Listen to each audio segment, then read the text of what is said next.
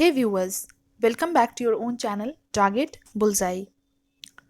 Screen पे आपको जो रिटर्न्स के परसेंटेज नज़र आ रहे हैं, अगर उसकी बात करते हैं हम लोग तो 3 इयर्स हो, 2 इयर्स हो या 1 ईयर हो, परसेंटेज आपको अच्छे खासे दिख रहे होंगे। बात करें अगर शॉर्ट टर्म की, तो शॉर्ट टर्म में भी जो आपको रिटर्न्स रहे हैं वो बुरे नहीं रहे हैं, बिल्कुल भी अच्छा खासा रिटर्न आप सभी ने बनाया होगा।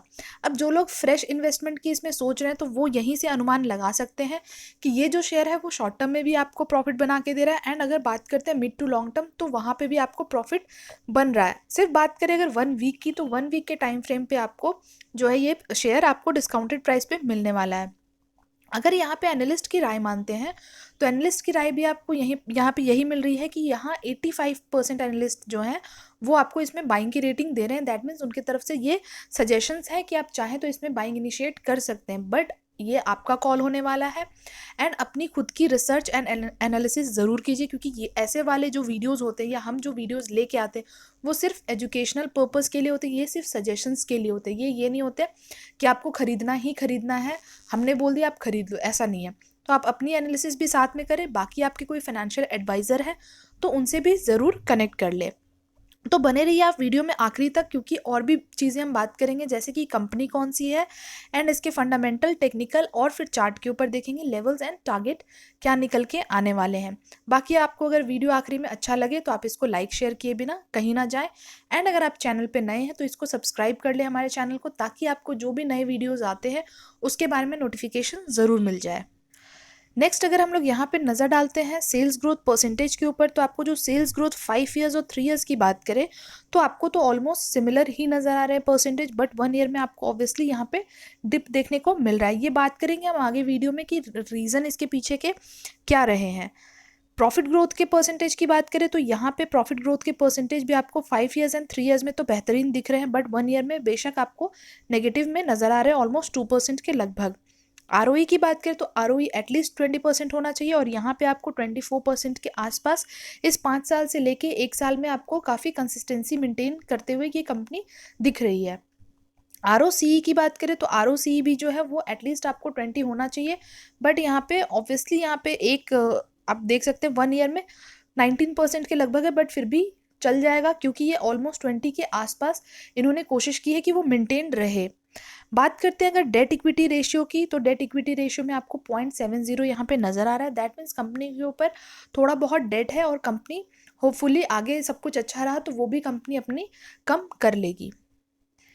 अब अगर बात करते हैं इसके फिनेंशियल्स पे आगे बढ़ने से पहले, तो यहाँ पे फिनेंशियल्स में आपको जितने भी नंबर्स हैं वो करोड़ में दिखने वाले हैं। बात करेंगे हम 4 साल की 2018 मार्च से लेके 2021 मार्च तक की सेल्स के नंबर्स पे नज़र डालें तो 1329 करोड़ का हुआ करता था इनका सेल्स जो जनरेट हुआ था मार्च 2018 में, बट वहाँ से आपको जो ग्रेजुअली जो नंबर्स बढ़ते हुए दिख रहे हैं, बेहतरीन नंबर बढ़ते हुए दिखे हैं, हर साल दर साल आप देख सकते हैं।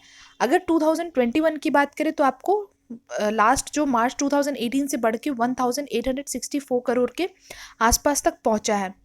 हम यहाँ पे देखेंगे परसेंटेज चेंज जो हुए हैं पिछले साल के मुकाबले इस साल, दैट मीन्स जो मार्च 2020 के जो नंबर्स हैं उसके मुकाबले इस साल के जो परसेंटेज निकल के आ रहे हैं वो आ रहे हैं 9% के आसपास, क्योंकि यहाँ पे हम नंबर देखेंगे जो है वो है 1708 करोड़ से लेके 1864 करोड़ के लगभग इनका सेल्स जो है वो जंप किया है।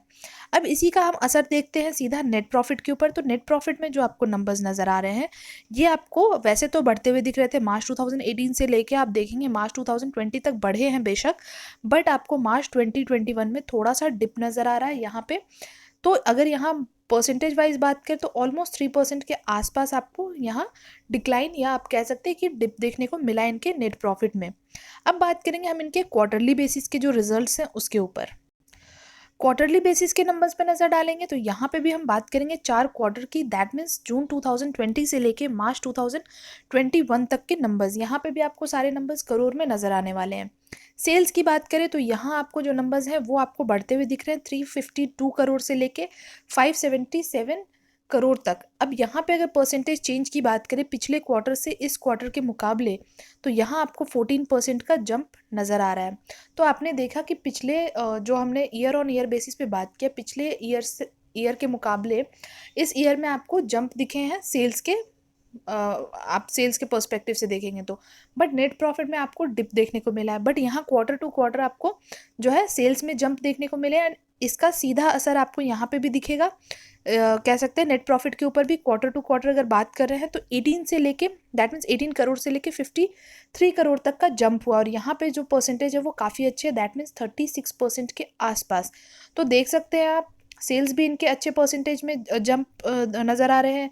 बात करते हैं नेट प्रॉफिट की, तो नेट प्रॉफिट में भी जंप अच्छे नज़र आ रहे हैं। दैट मीन्स जो कंपनी है वो ईयरली बेसिस पे भी कर रही है अच्छा, एंड जो क्वार्टरली बेसिस पे कंपनी कर ही रही है अच्छा, एंड होपफुली आगे भी कंपनी इसी तरीके से ग्रो करती रहे।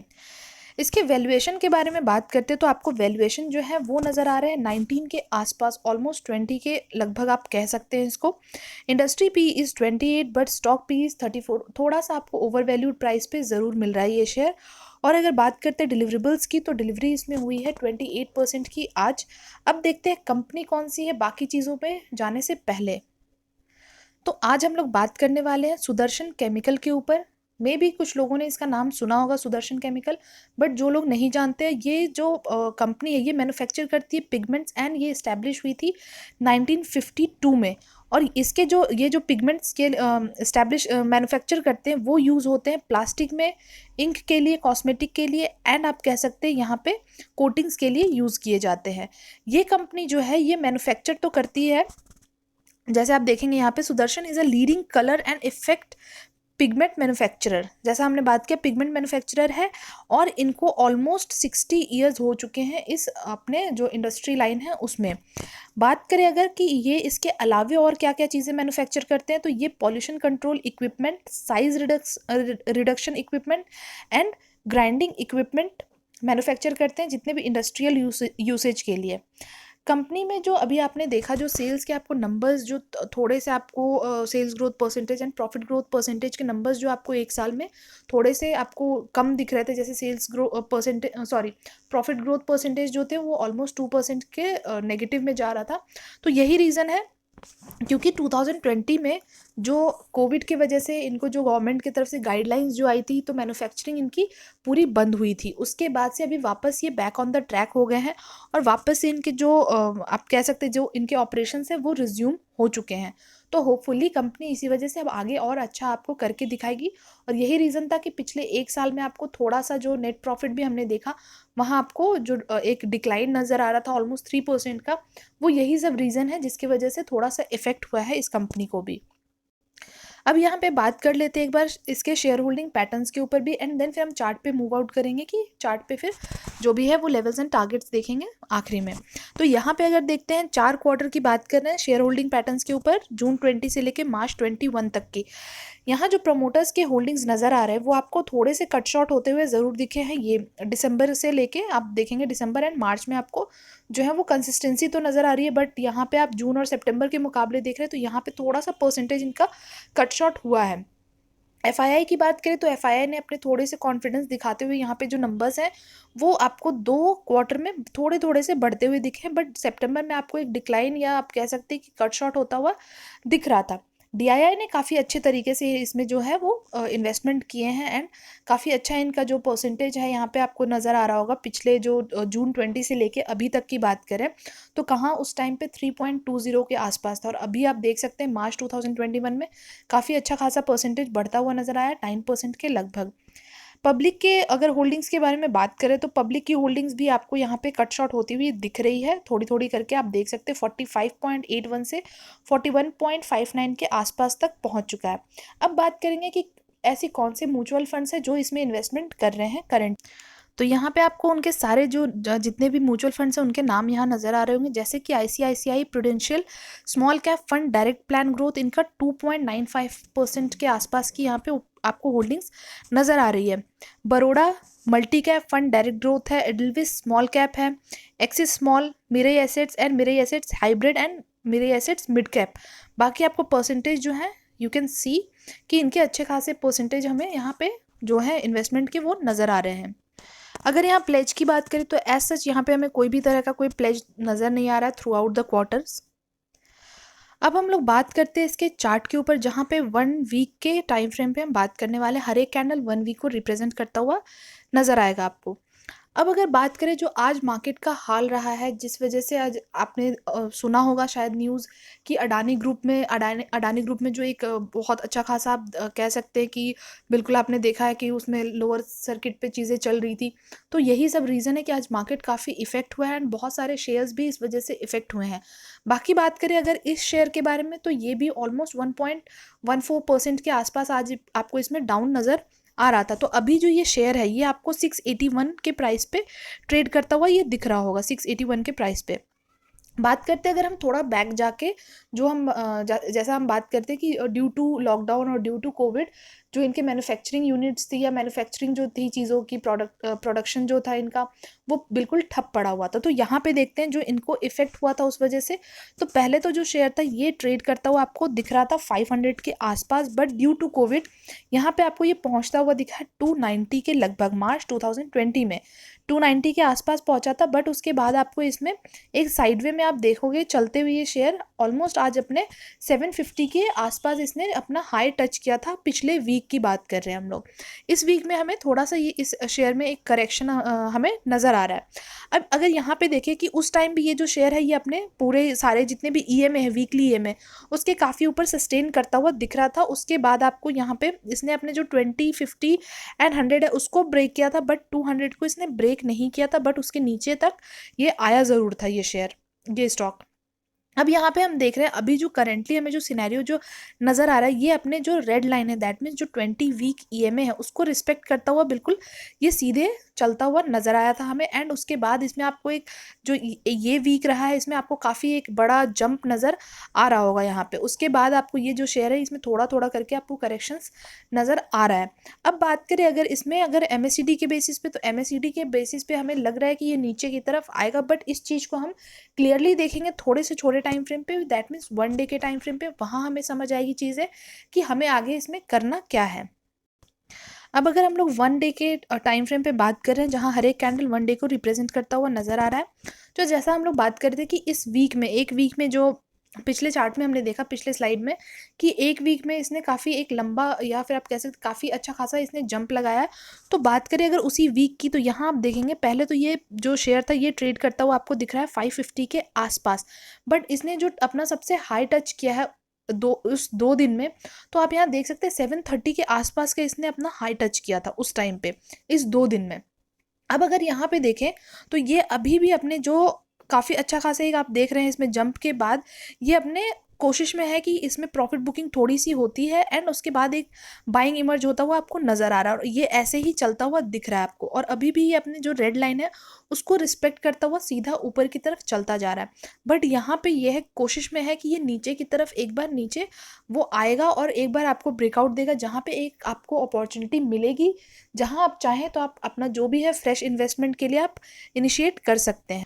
तो अगर ये शेयर आपको आने वाले दिनों में, जैसा हम देख सकते हैं कि यहाँ पे आप देखेंगे कि 6 दिन से ऑलमोस्ट इसमें एक प्रॉफिट बुकिंग आपको यहाँ पे नज़र आ रहा होगा, और ये कोशिश में है कि ये नीचे की तरफ आपको एक नीचे ब्रेकआउट दे और उसके बाद आप इसमें फ्रेश इन्वेस्टमेंट कर सके। तो यहाँ अगर बात करते हैं अगर नीचे की तरफ आता है तो दैट मीन्स अगर 672 को अगर ये ब्रेक करता है, जहाँ पे ये अभी फिलहाल के टाइम पे ये सस्टेन करता हुआ आपको दिख रहा है, इससे थोड़ा सा नीचे आके अगर एक क्लोजिंग आपको नज़र आ जाए 672 के बिलो, तो आने वाले दिनों में आपको 630 के आसपास आता हुआ नज़र आएगा। दिस वन 630 पे आपको आता हुआ नज़र आएगा, और उस टाइम आप चाहें तो यहाँ पे आप फ्रेश इन्वेस्टमेंट कर सकते हैं, क्योंकि यहाँ से ही आप देखेंगे कि यहाँ से आपको एक बाउंस बैक होता हुआ दिखा। जब यहाँ पे ये टच कर रहा था अपने 630 को, तो यहाँ से ये इसमें आपको बाइंग इमर्ज होता हुआ दिखा है, एंड इसके बाद ये ऊपर की तरफ ही है, ये उसको टच भी नहीं किया इसने, ऊपर की तरफ ही एक आप साइड वे में आपको चलता हुआ ये शेयर दिख रहा है।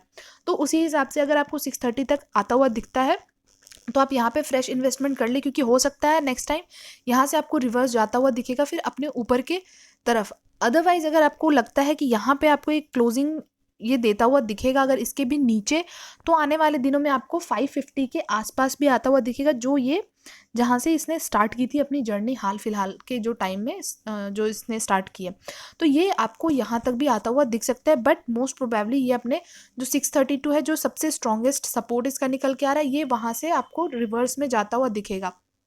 तो अगर ये रिवर्स में जाता है एंड आपको अगर 714 के आसपास एक अगर आपको क्लोजिंग दे, तो उसके बाद आप चाहें तो इसमें एक उम्मीद लगा सकते हैं कि अब ये ऊपर की तरफ निकल चुका है और आने वाले दिनों में आपको 750 जाता हुआ दिखेगा, अदरवाइज़ आपको जो है वो 850 भी आता जाता हुआ दिख सकता है। तो उसी तरीके से आप यहाँ पे नज़र बनाए रखें, जो भी आपको करना है शेयर में उस हिसाब से आप देख सकते हैं। तो जो भी है आप यहाँ से अपना जो भी डिसीजन है वो आप बना सकते हैं, क्योंकि अगर आप अभी भी इन्वेस्टमेंट करते हैं तो आपको आने वाले टाइम में जो है वो 750 जाता हुआ दिखेगा, बट अभी बिल्कुल अभी करंट टाइम पे आपको इन्वेस्टमेंट इसमें नहीं करना चाहिए। थोड़ा सा आप वेट कर लीजिए, आपको नीचे के लेवल पे अगर ये शेयर जाता हुआ दिखता है तो आप वहाँ पे अगर इसमें इन्वेस्टमेंट करते हैं तो एक आपको बहुत अच्छा आप कह सकते हैं कि इसमें आप रिवॉर्ड आप अपने लिए बना सकते हैं। तो उसी हिसाब से आप थोड़ा सा वेट कीजिए, अब कल के दिन इसमें क्या कारोबार रहता है ये अभी जैसा इंडिकेशन यहाँ पे आ रहा है, अगर MACD के बेसिस पे भी बात कर रहे हैं तो यहाँ पे भी आपको ये नीचे की तरफ ही आता हुआ दिख रहा है। तो be prepared for both side, अगर नीचे की तरफ आएगा तो बेशक आप यहाँ पे इन्वेस्टमेंट अपना जो भी फ्रेश इन्वेस्टमेंट है वो आप कर सकते हैं। अगर आपके पास अभी होल्डिंग है तो आप वेट कीजिए, लॉस बुक नहीं करना है। जब ये ऊपर की तरफ वापस से रिवर्स मारता है तब आप इसमें प्रॉफिट बुक कीजिए और तब निकलिए। कुछ लोग ये क्वेश्चन पूछते हैं कि क्या हमें लॉस बुक करके निकल जाना चाहिए, तो आई डोंट थिंक कि लॉस बुक करना इज़ अ गुड सॉल्यूशन। आप चाहें तो आप थोड़ा टाइम और अपने जो भी टाइम फ्रेम है या फिर आपने जो भी प्लान किया उसके अकॉर्डिंग आप थोड़ा सा आप स्ट्रेच कर सकते हैं, और अगर रुक सकते हैं तो आप एक प्रॉफिट बना के ही निकलिए। ये नहीं है कि आप लॉस बुक करके और फिर उसके बाद आप निकल जाएं। तो आई थिंक आज इस वीडियो में हमने इस शेयर के बारे में काफ़ी कुछ डिस्कस किया। बाकी कुछ ऐसा डाउट है तो आप हमें कमेंट बॉक्स में पूछ सकते हैं, उसके ऊपर हम ज़रूर से आपको रिप्लाई बैक करेंगे। चलिए फिर हम आपसे मिलेंगे जल्द ही नेक्स्ट वीडियो में। तब तक के लिए thank you and take care.